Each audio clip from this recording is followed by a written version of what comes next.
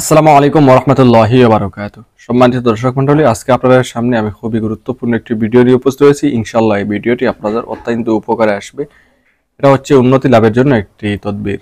অর্থাৎ এমন একটি নকশা দিয়ে দেবো, এমন একটি তাবিজ দিয়ে দেবো যেটার দ্বারা আপনার উন্নতি হবে, যেটার উসিলায়।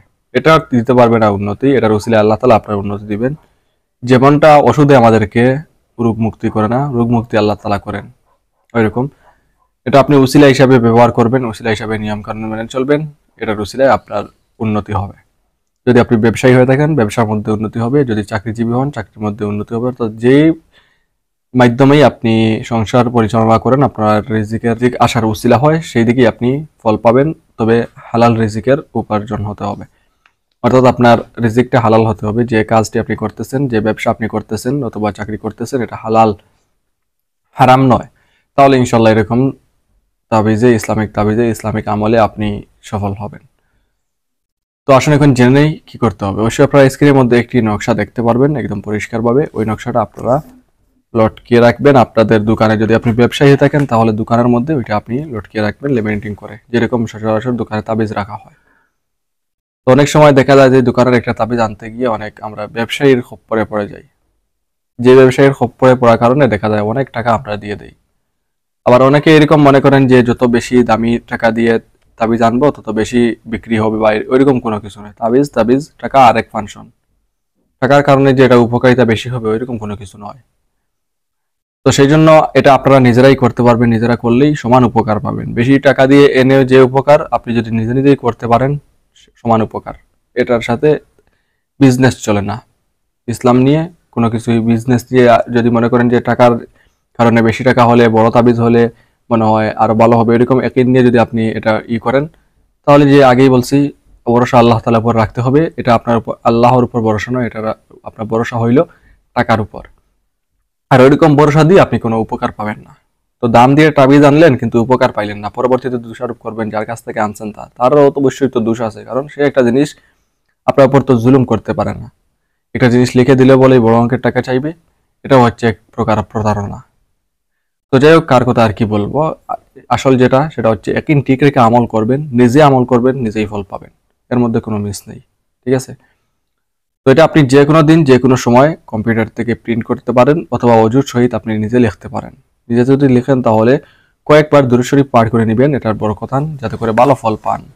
কারণ দুরূদ শরীফ পাঠ করে যে কোনো কাজ করা উত্তম, আর যে কাজ দুরূদ শরীফ পাঠ করে করা হয় সেটা সফল হয়।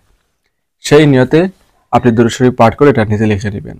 আর নিজে লিখতে না পারলে দুরূদ শরীফ পাঠ করে এটা আপনি কম্পিউটারের দোকান থেকে প্রিন্ট করে আনবেন, তারপরে এটা দোকানে লটকে রাখবেন।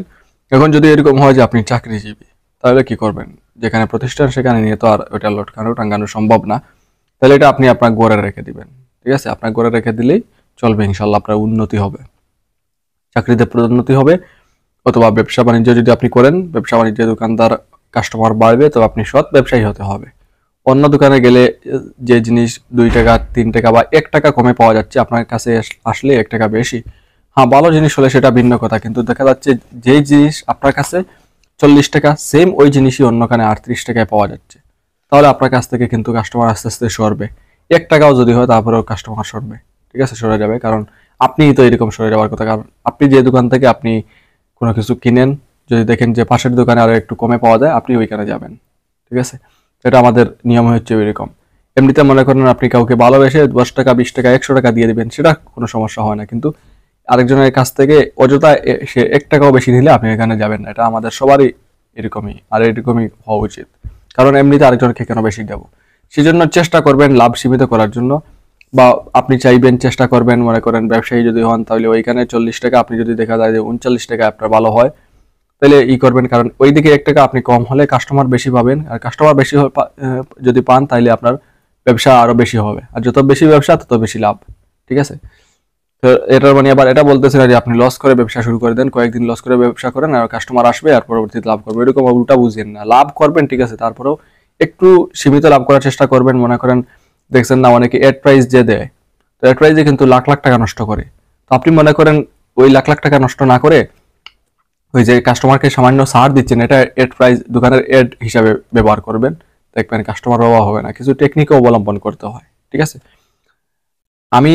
আমিও ব্যবসায়ী, সেই জন্য আপনাদের কাছে এরকম পরামর্শ দিতেছি। যেমন আমি আমার দোকানে যাই সন্ধ্যা পরে যাই, বাজারে আমার মতো আরো অনেক ব্যবসায়ী আছেন, তো দেখা যায় অনেক কাস্টমার ওইখানে দাঁড়ানো অবস্থায় থাকেন। পরবর্তীতে আমি যখন যাই তখন ওনাদের কাজটা সেটা করি, কারণ সবখান থেকে নিয়ম থেকে আমি 10-20 টাকা 50-100 টাকা কম নেই, যার কারণে এই অবস্থা।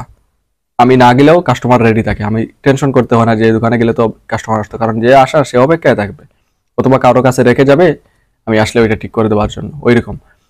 তো আপনি করবেন, ইনশাল্লাহ আরো ফল পাবেন। আর বিশেষ করে এই না, এটা আপনি দোকানে রাখবেন, আপনি যে করে রাখবেন দেখবেন অবশ্যই বরকত, টাকাতেও বরকত, উন্নত বিষয়ে উন্নত করবে। আজকে ভিডিও পর্যন্ত, এই ভিডিও দ্বারা অত্যন্ত কাজে গুরুত্বপূর্ণ। তো সবাই সুস্থ, আসসালামু আলাইকুম ওয়া রাহমাতুল্লাহি ওয়া বারাকাতুহু।